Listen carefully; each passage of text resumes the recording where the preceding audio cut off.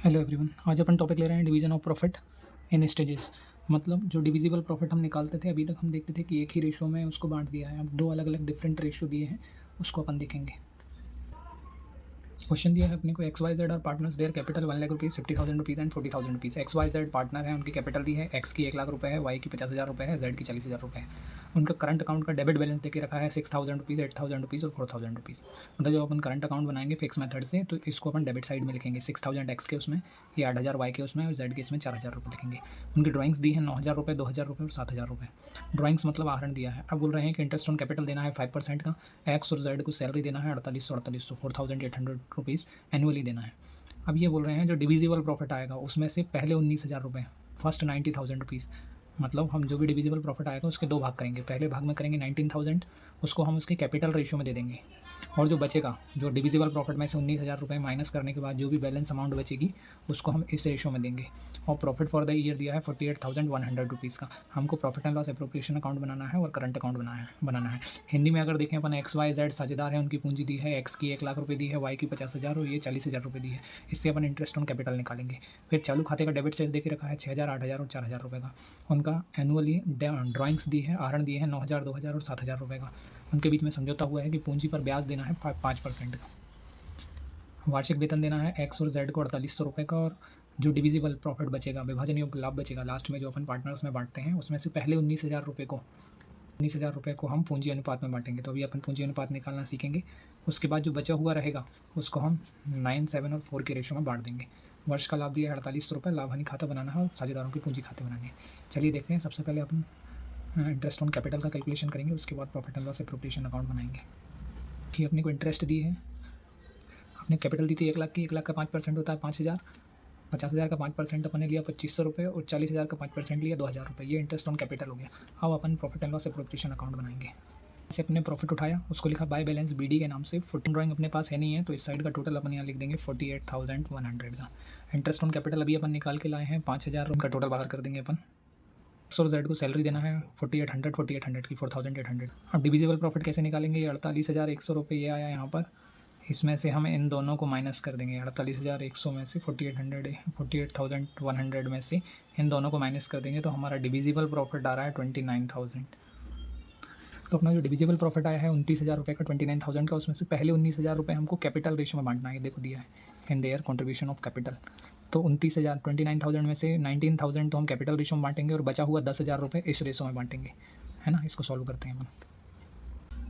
29,000 में से पहले 19,000 को हम कैपिटल रेशो में बांट रहे हैं, तो ये हो जाएगा। कैपिटल को लिखा, उसमें से कॉमन जीरोज अलग कर दिए, तो जो आया 10, 5 और 4 का। 19,000 को 10/19 में, 5/19 में और 4/19 में बांटेंगे। तो 90 से ये 1 टाइम में चला जाएगा, तो ये हो जाएगा अपना 1,000 इंटू 10, 10,000। ऐसे ये आ जाएगा अपना, तो ये हो जाएगा 5,000 और ये हो जाएगा अपना 4,000। अब बचा हुआ 10,000 को हमको इस रेशो में बांटना है। तो अपन ने बांटा 10,000 इंटू 9/20, तो 20 को 5 टाइम में अपन करेंगे, तो ये हो जाएगा 500 इंटू 9, तो ये हो जाएगा 4,500। ऐसे ही इसको हम 5 टाइम से करेंगे, तो ये हो जाएगा 500 इंटू 7, और इसको हम 5 टाइम करेंगे तो ये हो जाएगा 2,000। अब हमको x का टोटल पार्ट निकालना है, तो x को यहाँ से मिला 10,000 और यहाँ से मिला 4,500, तो ये टोटल हो गया अपना कितना, 14,500। ऐसे ही y का जो है, यहाँ से 5,000 रुपये मिला, यहाँ से 3,500 मिला, तो y का टोटल हो गया 8,500 और z का हो गया 4 और 2 6,000। इसको हम डिविजिबल प्रॉफिट मानेंगे। चलिए अब क्वेश्चन को आगे सॉल्व करते हैं। प्रॉफिट एंड लॉस प्रॉफिट का 14,500 आया, y का 8,500 आया और z का 6,000 आया। इसका टोटल हमने बाहर लिखा, ये बन गया हमारा profit and loss appropriation account. अब हमारा जो पार्टनर्स कैपिटल अकाउंट बनेगा, उसमें सिर्फ कैपिटल अकाउंट बनेगा, तो इसमें हम जो इंट्रोड्यूसिंग कैपिटल है एक्स वाई और जेड की वो लिखेंगे, इसका टोटल लगाएंगे। अब यही टोटल इधर आएगा क्योंकि इस साइड कुछ है नहीं, तो ये बैलेंस फॉरवर्ड हो जाएगा नेक्स्ट ईयर के लिए। तो यही की यही अमाउंट यहाँ पे बैलेंस सीडी में आ जाएगी। समझिए, अब हम करंट अकाउंट बनाने वाले हैं। तो करंट अकाउंट में क्या क्या आएगा देखो। सबसे पहले तो यहाँ से इंटरेस्ट ऑन कैपिटल जाएगा, जो प्रॉफिट एंड लॉस के डेबिट में होता है वो पार्टनर्स कैपिटल के क्रेडिट में आता है। इंटरेस्ट ऑन कैपिटल लेंगे, यहाँ से हम सैलरी लेंगे, यहाँ से हम प्रॉफिट एंड लॉस का प्रॉफिट ले लेंगे। इन तीनों को उठा के हम क्रेडिट साइड में इंटरेस्ट ऑन कैपिटल लेंगे 5000, 2500, 2000। तो सैलरी ले लेंगे एक्स और जेड की और डिविजिबल प्रॉफिट ले लेंगे। अब इन तीनों को टोटल लगा लेंगे। इस साइड में हमको करंट अकाउंट का जो बैलेंस दिया है क्वेश्चन में वो लिखेंगे, और जो क्वेश्चन में ड्राइंग दी है वो लिखेंगे। अब देखिए ऑब्वियस सी बात है, हमको क्रेडिट में ज़्यादा बैलेंस दिख रहा है, डेबिट में कम दिख रहा है, तो हम इसका टोटल लगाएंगे, तीनों का टोटल लगा देंगे, वही टोटल यहाँ आएगा। अब इस टोटल में से इन दोनों को माइनस कर देंगे तो बैलेंस CD आ जाएगा।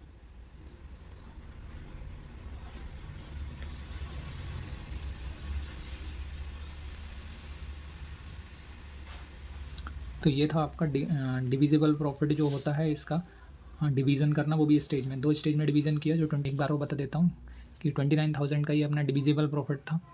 इस डिविजिबल प्रॉफिट को हमने 2 भाग किए, पहले 19,000 का, दूसरा 10,000 का। 19,000 को बांटा कैपिटल रेशो में, तो ये हमारा कैपिटल रेशो निकाला था हमने। कैसे निकाला? कैपिटल को लिखा, उसमें से कॉमन जीरोज़ अलग कर दिए, तो जो आया 10, 5 और 4 का, इस रेशो में हमने इस 19,000 को बांट दिया। फिर जो बचा हुआ था, मतलब 19,000 के बाद हमको 10,000 रुपीज़ और बचा था, उसको हमने 9/20, 7/20, 4/20 में बांट दिया। तो एक्स को जो मिला है वो यहाँ से 19,000 में से 10,000 रुपये मिले हैं, और इसमें से जो है 4,500 रुपये मिले, तो इसका टोटल हो गया। ऐसे ही वाई को 19,000 में से 5,000 रुपये मिले हैं, और यहाँ से अपने को 3,500, तो टोटल मिला के 8,500 हो गया।